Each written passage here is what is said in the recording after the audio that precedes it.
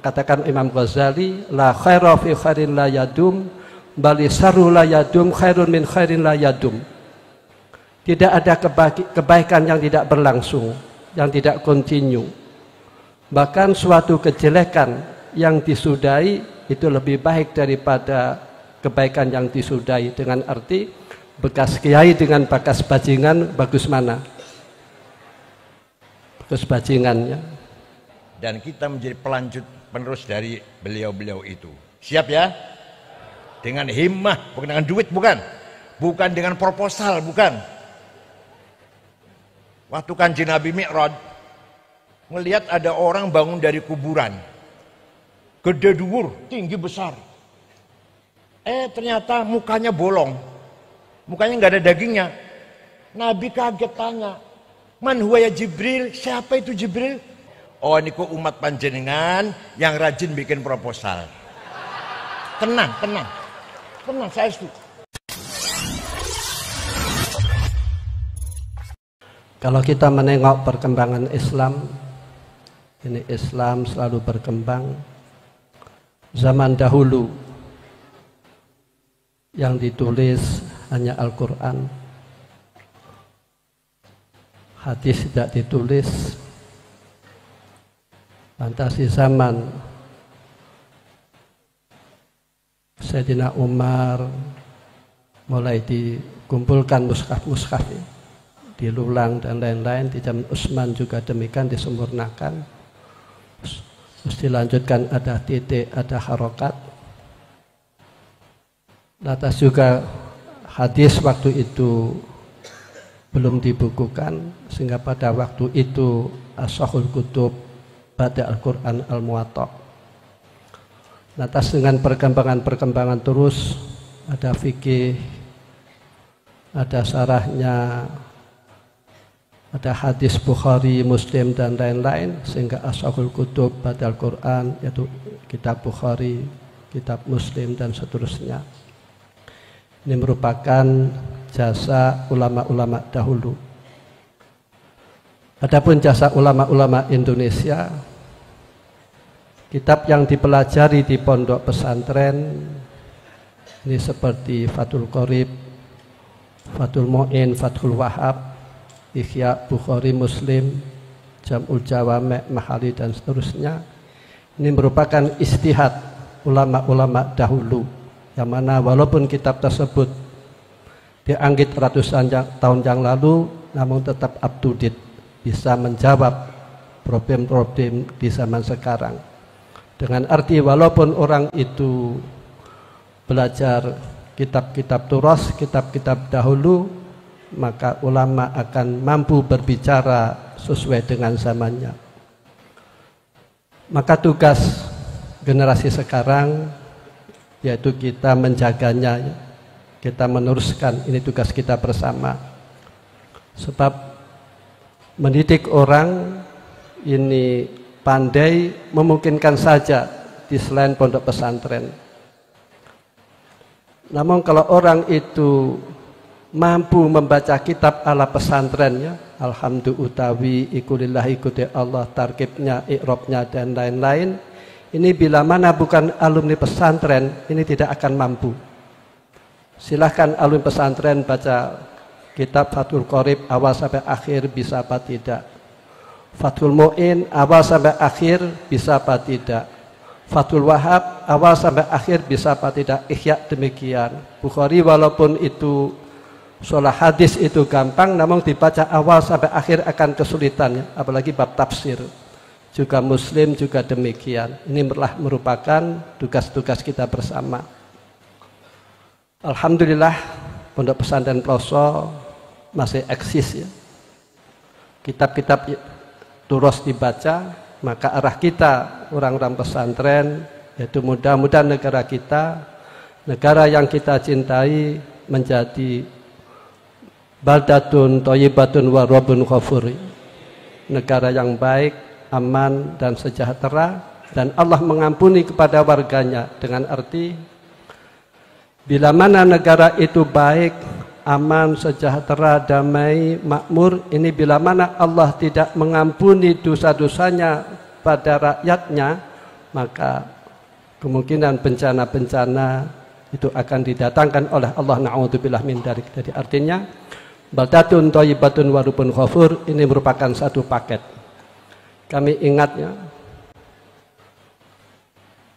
ulama-ulama dahulu dan bersaksi bahwasanya al-mafurlah Kiai Ahmad Jazuli bin Utsman, yang mana Kiai Utsman itu maaf belum ada pesantrennya di Pondok Ploso.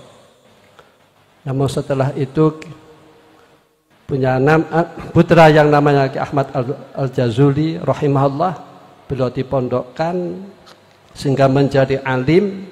Terus beliau sangat rapat, dengan arti rapat itu beliau sangat ketat mendidik putra-putranya, sehingga sampai sekarang kita lihat bagaimana buah pesantren Ploso. Ini namanya apa yang katakan Imam Ghazali, la khaira fi khairin la yadum bali sarru la yadum khairun min khairin la yadum. Tidak ada kebaikan yang tidak berlangsung, yang tidak kontinu. Bahkan suatu kejelekan yang disudahi itu lebih baik daripada kebaikan yang disudahi. Dengan arti bekas kiai dengan bekas bajingan bagus mana? Bagus bajingannya. Di Pondok Ploso ini sangat ketat yang perlu kita tiru. Mudah-mudahan anak-anak kita minas solihin wa solihat, amin ya rabbal alamin. Dan bunyai-bunyai Ploso itu cerdas-cerdas ya. Bunyai Badriah juga cerdas, putra-putra Kiai Jazuli itu cerdas-cerdas. Jadi bunyai itu kalau tidak cerdas kan repot ya. Bunyai itu harus cerdas ya. Ada doa yang mustajab itu doa bidzohril ghaib. Doa yang cerdas itu kita mendoakan orang yang kita doakan tidak hadir di majlis ini. Misalkan saya mendoakan, mudah-mudahan Said Muhammad Al-Malik, Said Ahmad Al-Maliki diberi oleh Allah kesehatan, kebahagiaan, keselamatan. Ini diamini oleh malaikat. Kata malaikat amin wa anta kadzalik. Ada seorang wanita yang cerdas ya. Ada seorang wanita yang cerdas, ini berdoa. Disandingnya suami. Yang doa itu suaminya ya, istrinya di sisinya. Suaminya berdoa, suaminya punya kawan, misalkan fulan kawannya itu. Mudah-mudahan fulan diberi kesehatan, diberi kebaikan-kebaikan, diberi keselamatan, dan mudah-mudahan fulan oleh Allah diberi tambahan istri yang cantik. Lantas istrinya ngamuk ya di sebelahnya itu. Loh, saya akan mendoakan kawan saya. Kata istrinya, bukankah orang itu kalau mendoakan orang lain diamini oleh malaikat? Kata malaikat amin wa anta kadzalik. Sekian, assalamualaikum warahmatullahi wabarakatuh. Saya merasa bangga, iftikhar, i'tizaz dengan adanya pesantren Ploso sudah nyampe usia 100 tahun. Pasti perjalanan yang banyak sekali naik turun, belak-belok, terang gelap, halus dan kadang halus, kadang penuh kerikil. Apalagi pesantren Ploso dibangun dari nol oleh Mbah Ahmad Jazuli bin Utsman. Pasti jangan melihat sekarang berkeringat, bercucuran keringat, pengorbanan luar biasa dengan himmah yang keras, hasrat yang kokoh. Mbah Ahmad Jazuli mempunyai tekad al-falah harus besar. Itu namanya himmah. Orang paling himmahnya besar Rasulullah SAW. Muhammadun qaimun lillahi dhu himami, Muhammadun sadiqul aqwali wal kalimi, Muhammadun thabitul mitsaqi hafidhuhu, Muhammadun tayyibul akhlaqi wasyiyami. Nabi Muhammad orang paling himmahnya besar, dhu himamin. Islam harus menang. Saya harus berhasil. Pernah dirayu oleh pamannya Abu Thalib. Muhammad, berhenti dulu ya dakwahnya. Kamu itu akan dibunuh oleh Abu Jahal dan teman-teman. Abu Jahal CS sudah merencanakan akan membunuh kamu. Kalau ente macam pasti berhenti itu langsung. Nabi jawabnya, wallahi law wada'u syamsa fi yamini wal qamara fi yasari ala an atruka hadzal amr ma taraktu hatta ahlika dunah. Demi Allah, seandainya orang Quraisy meletakkan matahari tangan kananku, bulan tangan kiriku, agar aku berhenti dakwah, tidak akan berhenti sampai saya mati. Itu namanya orang yang himmahnya besar. Pak Muhaimin juga sama, himmahnya besar itu. Betul. Himmahnya besar. Kalau nggak himmahnya besar, sudah berantakan PKB. Yang jelas, kursinya bertambah 10.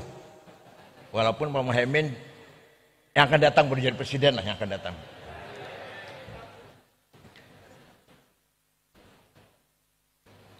Kiai Hasyim Asy'ari, himmahnya besar. NU harus besar, menyebar seluruh Nusantara. Besar enggak? Bung Karno, himmahnya besar. Indonesia harus merdeka, kita lawan Belanda dan Jepang. Punya apa? Punya duit, punya nuklir. Punya apa? Punya himmah. Oleh karena itu, ayo alumni Ploso mewarisi himmahnya Mbah Jazuli. Pulang dari Ploso semuanya harus membangun pesantren, madrasah, jadi pejuang di daerahnya masing-masing. Dengan bekal himmah. Siap? Gak boleh melempem, gak boleh lemes. Pulang dari Ploso harus punya semangat yang tinggi, membangun, melanjutkan, mengembangkan, menyebarkan ajaran yang telah diwarisi oleh para ulama, dari para aulia, para sahabat, dari Rasulullah SAW, dan kita menjadi pelanjut penerus dari beliau-beliau itu. Siap ya? Dengan himmah, bukan dengan duit, bukan dengan proposal, bukan. Waktu Kanjeng Nabi Mi'raj, melihat ada orang bangun dari kuburan, gede dhuwur, tinggi besar. Ternyata mukanya bolong, mukanya nggak ada dagingnya. Nabi kaget tanya, man huwa ya Jibril? Siapa itu Jibril? Gede dhuwur kok mukanya bolong. Oh, ini kok umat panjenengan yang rajin bikin proposal. Tenang, saya setuju. Yang rajin minta-minta lah, kalau dalam bahasa kita begitu. Gak ada bahasa proposal, gak ada. Yang kedua, para kiai terutama Mbah Jazuli mempunyai azimah yang kuat. Dengan azimah yang besar, segala problem besar jadi kecil. Ancaman, kesulitan, problem, muskilah dianggap kecil, tergantung kitanya. Kalau kita menjadi orang besar, segala problem menjadi kecil. Kalau kita azimahnya kecil, ada masalah kecil sudah menjadi besar. Mbah Jazuli dan para kiai yang lain mempunyai azimah yang kuat, sehingga bisa mengatasi segala hal yang besar jadi kecil. Ala qadri ahlil azmi ta'til azaimu wa ta'ti ala qadril kiramil makarimu fatakburu fi ainis saghiri sigharuha wa tasgharu fi ainil azimil azaimu. Dengan azimah yang besar kita raih kemuliaan makarim azaim, kebesaran. Problem besar di mata orang yang besar azimahnya kecil. Fatakburu fi ainis saghiri sigharuha, tapi orang kecil menganggap masalah kecil jadi besar. Tapi orang yang besar wa tasgharu fi ainil azimil azaimu. Mari kita warisi himmah dan azimah dari para guru-guru kita, para kiai-kiai kita yang sudah berkorban. Kalau sekarang sudah banyak santrinya, tinggal meneruskan. Betapa Mbah Jazuli dulu membangun pesantren ini dari nol, dengan sekuat tenaga, dengan pikiran, tenaga, harta, bahkan berkorban. Itulah kiai-kiai kita zaman dahulu. Terima kasih, mudah-mudahan Pondok Al-Falah daim ila yaumil qiyamah, nafi' lil ummah walana jami'an. Selamat berulang tahun ke 100 tahun, terutama kepada Gus Kautsar yang masih kiai muda. Saya dukung, selama saya masih hidup Gus, saya dukung minimal dengan moral, semangat. Kemana-mana saya sampaikan, Al-Falah salah satu pesantren yang bisa harus dijadikan contoh. Putra-putra kiainya alim-alim, Masya Allah, pinter-pinter. Terutama Gus Kautsar terutama, luar biasa. Tenang, ungguyu tenang. Selamat sekali lagi. Alfi mabruk, barakallahu lakum jami'an. Ya ahla dzurriyyah, bah ya Jazuli, hafizakumullah, wa azzakum bi'izzih, wa akramakum bikaramih, wa syarafakum bisyarafih. Syukran wa dumtum fil barakati wan najah. Wallahul muwaffiq ila aqwamit thoriq. Wassalamualaikum warahmatullahi wabarakatuh.